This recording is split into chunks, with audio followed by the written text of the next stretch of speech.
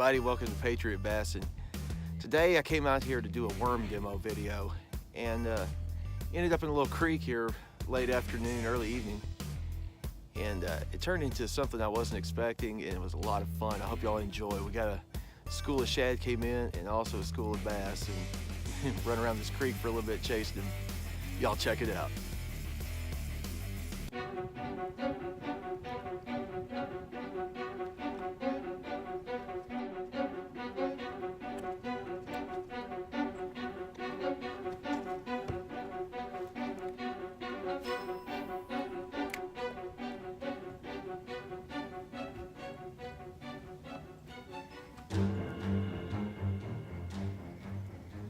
There we go.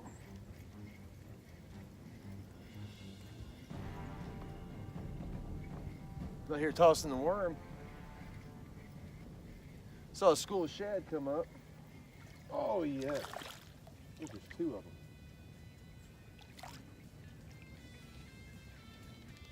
them. Through the old pet spoon. There you go. You see those shad popping like that? I saw a couple of bass chasing them. I picked this up, threw it right out there in the middle. Bad little dude. So we can get some more of that action.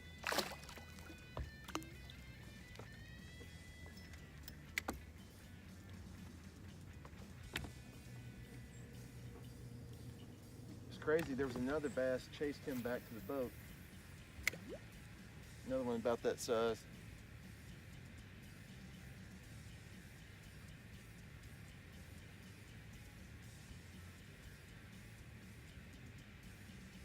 Well, you always want to keep your eyes open when you're out here.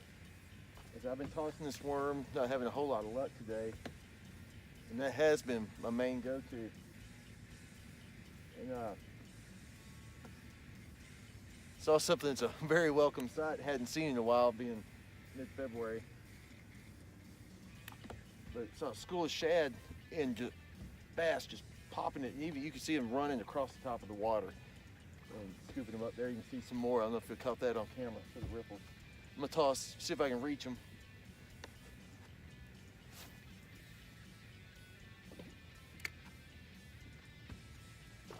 Ooh, right here in front of the boat.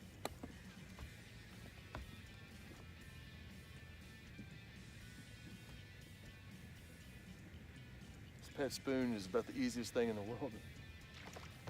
And the fish too. Mainly for white bass, but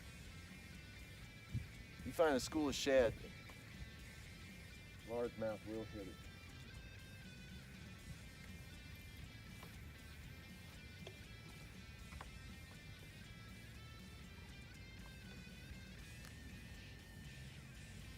Kind of pop it a little bit, or you can just reel it in. It has a really great flashy, wobbly motion to it.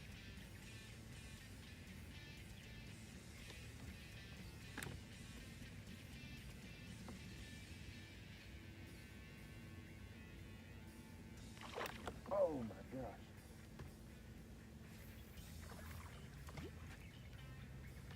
I hope y'all are seeing some of this. This is incredible. Like jaws coming across. Literally the bass coming with their back out of the water and just scooping up the shad.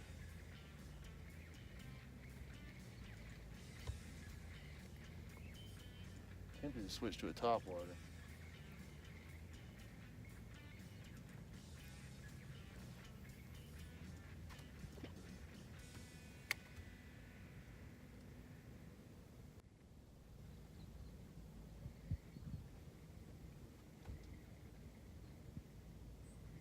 It's still winter, but you can definitely tell spring is on its way. The water temperature has jumped up about 10 degrees in the last couple of weeks.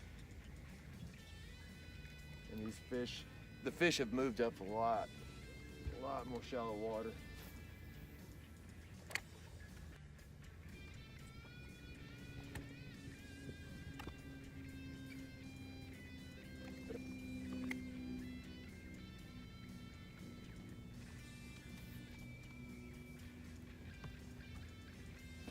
If it was any other time of year, I would already have a topwater tied on, spoon, fluke, something like that, something I could run either across the top of the water or just below the surface.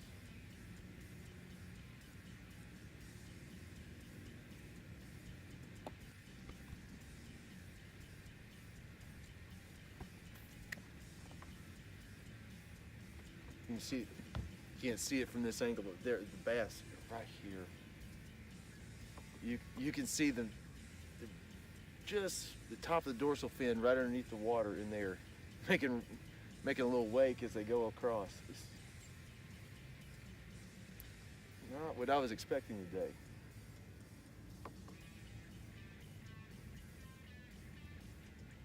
Especially for a day that started out at 25 degrees this morning. About a half inch of frost on the boat.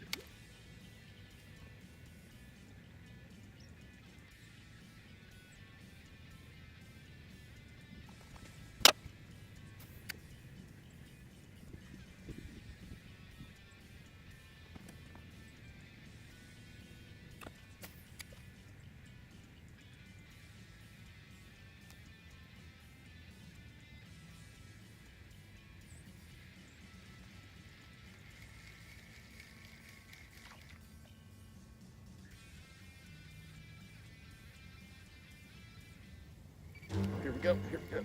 Oh. Cut off. I saw him chasing it. I was trying to reel back to the boat. Saw him chasing after it. Bit it. I was just pulling it away from him.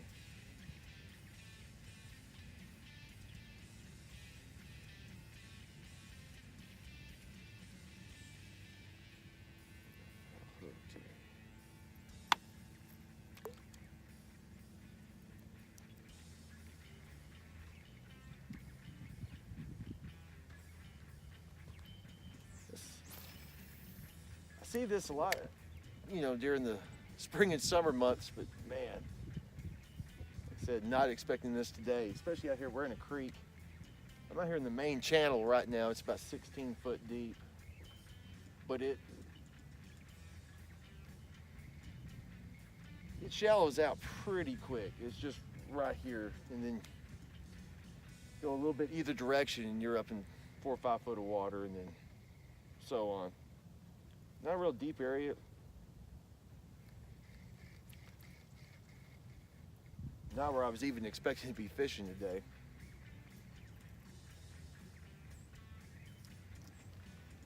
Let's see what else we can get to happen. Here.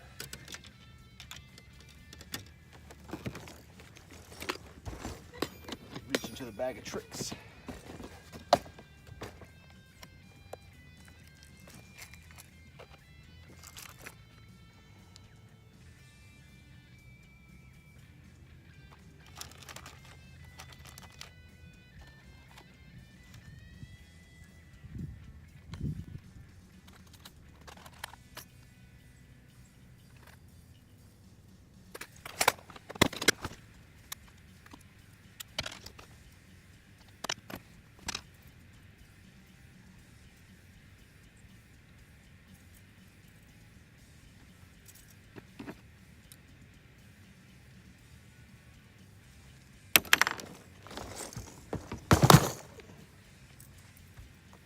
Another bait I like to use in this situation is good old square bill crankbait. This is a smaller one. This is H2O Express. I think you all have seen this one before in a chrome and black shad pattern. Let's put it out there and see what we can stir up.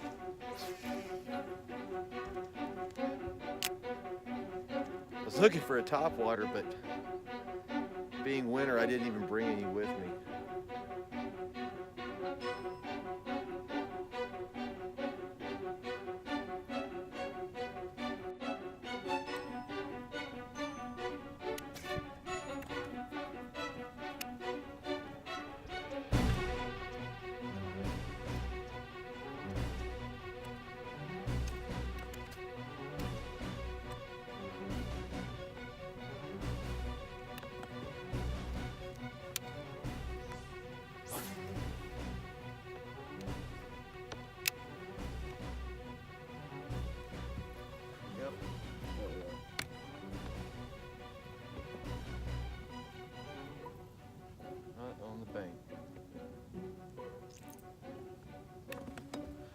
Thought we had lost them, but they're right up on the bank. I'm gonna toss this little square bill up there, see if we can stir her up.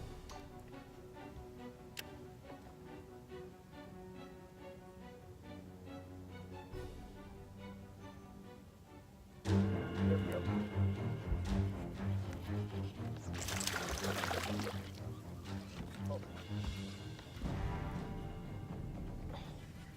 Oh, that's smallmouth.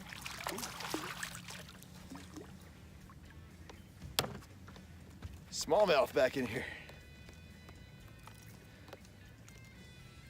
The rest of them are largemouths that I was seeing, but man, it's not bad. That smallmouth there on the square bill. First try up there. Beautiful markings.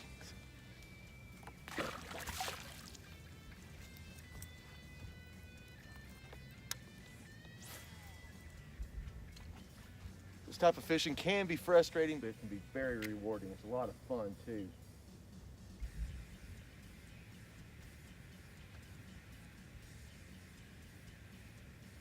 Come on.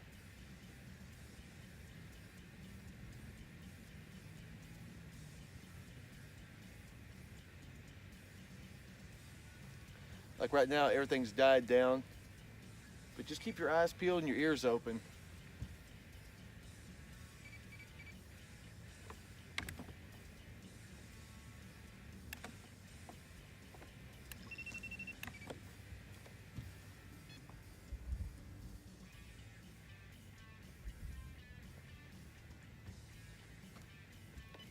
Just keep your eyes open, your ear, excuse me. Just keep your eyes peeled, your ears open, and you know, look for ripples, any lines going across the water, obviously splash. These shad are trying to get away from the bass, so they'll move around. Those bass are following them.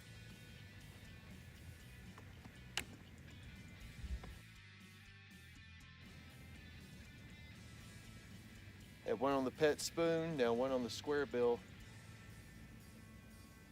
So I didn't even have any poppers or anything like that with me, any top waters. I'd taken them out of the box because it's been winter, and well, we just haven't been using them. And now my depth finder's going crazy. Let's fix that.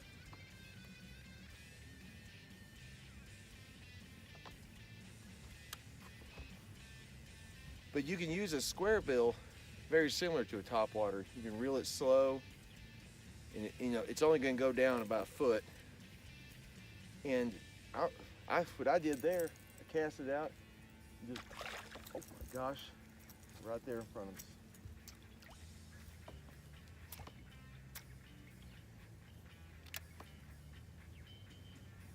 That was cool.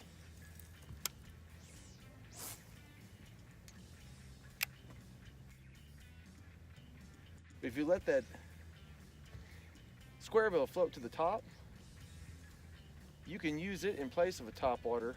It'll do kind of like a pop-ar, because it'll float right back up. You can just kind of twitch it.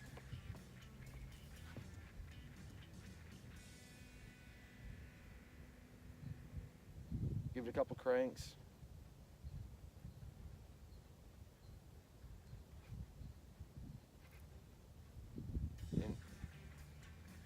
If you twitch it without reeling it, it'll pop right on the surface. Or you can do the stutter, where you reel in a crank or two, let go. Just mess around with it.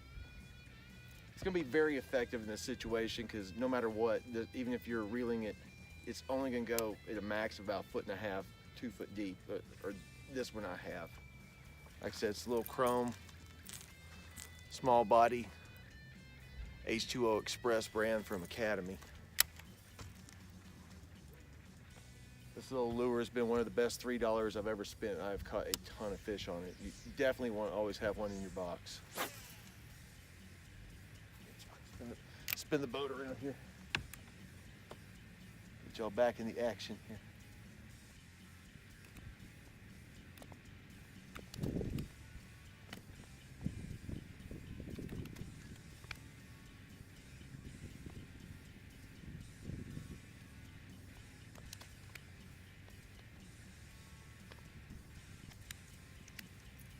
See some ripples. Don't see the fish yet. All right, well, the bass and the shad have kind of disappeared on me. I went ahead and tied on just a regular old Zoom fluke here in shad color, weightless. Just Texas rigged him. Wait for them to show back up and show you another of my favorite methods for this situation.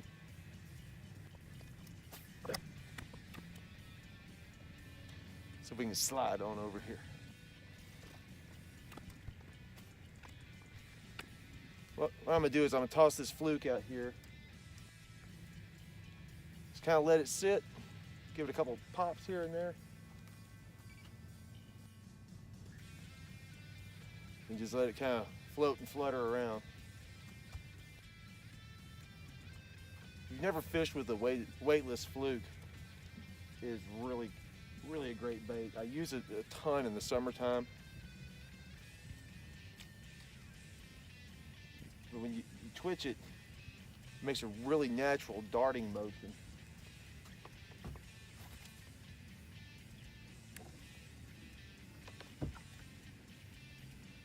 And they finally resurfaced about 150 yards down here. Hope my trolling motor has enough battery left to get down here. What a cool experience. Definitely getting me ready for spring and summer. It is on the way. Beautiful day, about 65 degrees out here. And got a little cloud cover. Wind has completely died off. Got a buck and a doe up here munching. What a cool day. Now if we can catch up to these bass, we'll be doing great.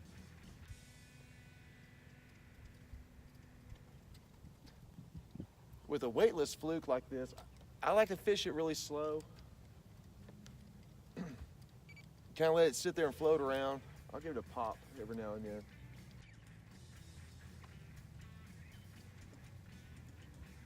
I don't know, we're gonna catch up to them before it gets dark here, but if we don't, I want to go over this with y'all. You run into this schooling situation, obviously topwater is gonna be a good choice. Like today, I didn't have any topwaters in the box. First off, threw a pet spoon out there. Bam, got one. And actually, it was crazy. There was another bass about the same size, followed it all the way to the boat. Next, a tiny little square bill crankbait. And just reeling it real slow, keeping it right below the surface, letting it stop, sit, pop it, kind of like a pop-ar. And then another thing I like to use is the Zoom fluke. And with weightless, let it kind of float around. It'll kind of suspend itself and just kind of float around. You give it a little pop, it'll dart off and then do the gentle sinking motion, but it will go down to the bottom, but it takes forever. It just sits there and kind of suspends and floats around. Looks very natural. And you can throw it in that school of shad. You got the other shad swimming around. This one's gonna be floating down real slow. Easy meal for the bass that are coming up from the bottom.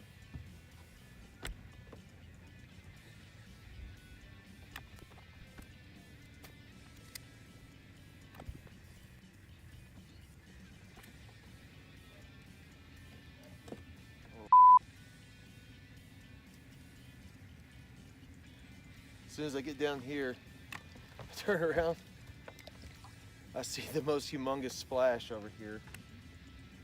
They are back where we first were over here. I'm gonna see if I got enough trolling motor left to get down there. Oh, there's one. Oh, right in front of me.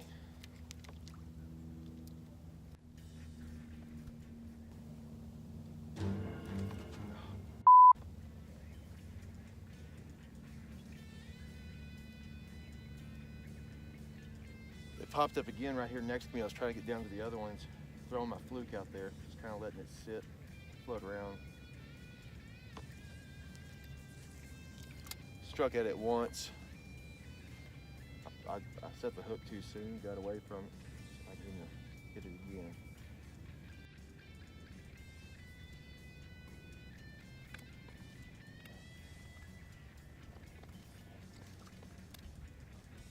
I'm gonna let this thing take up a little slack there, boat drift. Let it just kind of float its way down.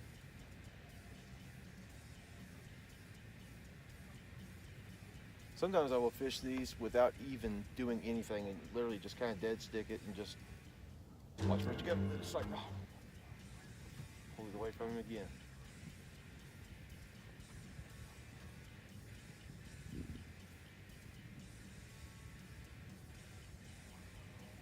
You can let it just sit there like I was doing.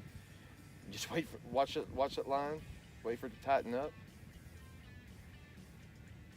But don't do like I did, make sure he's got it good. Toss it back out there.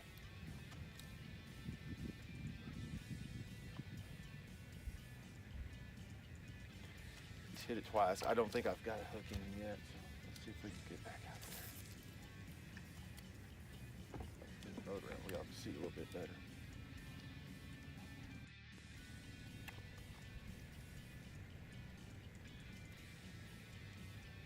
It's easy to get overexcited in a situation like this,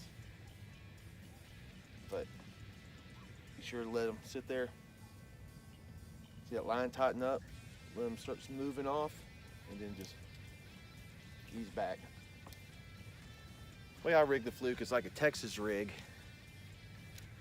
but I like to let the hook come through the top. Y'all can see that right there. Let it through. Just right across the back, like that.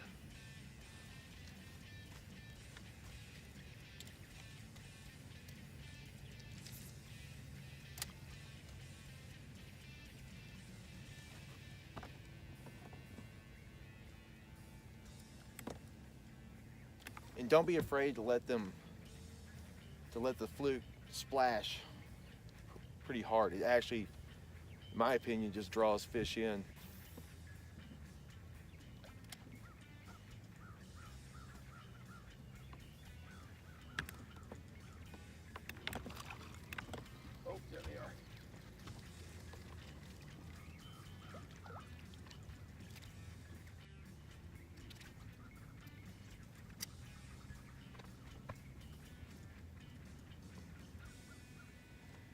Making my way down to our original spot here, and they surfaced right here, right next to me.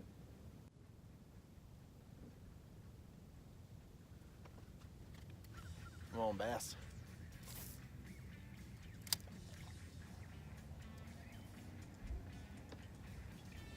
Well, thanks for tuning in today. Man, what an exciting day this turned out to be. I came out here to do a worm demo, actually. And I've been fishing around for a while, wasn't having much luck. I came back in this creek, just it was getting late in the day to see if any fish were feeding up in here. And school of shad comes in, and just bass coming out everywhere. You can see them coming out with their backs out of the water, just engulfing all the shad in front of them. And what a special experience, something I wasn't expecting today. Thank you for tuning in. Be sure to like our videos, subscribe to our channel, and please share these with your friends on Facebook and any other social media outlets that you might frequent, and tell everybody you know about us. I hope you find our videos helpful, and today, hope you find it entertaining for sure. Like I said, if you're ever in a situation like that, it's always good to have a topwater tied on. I didn't have one. It's February. It's been very cold. Like I said, it started out 25 degrees this morning, so I really wasn't expecting to need anything like that. But if you don't have a topwater, or to replace a topwater, even square bill crankbait, the very small ones with the short bill that'll go right underneath the surface, a fluke like the Zoom Super Fluke in a shad color, and a pet spoon is also a great choice. You can throw it out there, reel it in. It has a real good natural motion with lots and lots of flash, and just enjoy. It can be kind of frustrating to chase them around, but it's also very exciting. Well, thanks for tuning in. We'll see you next time.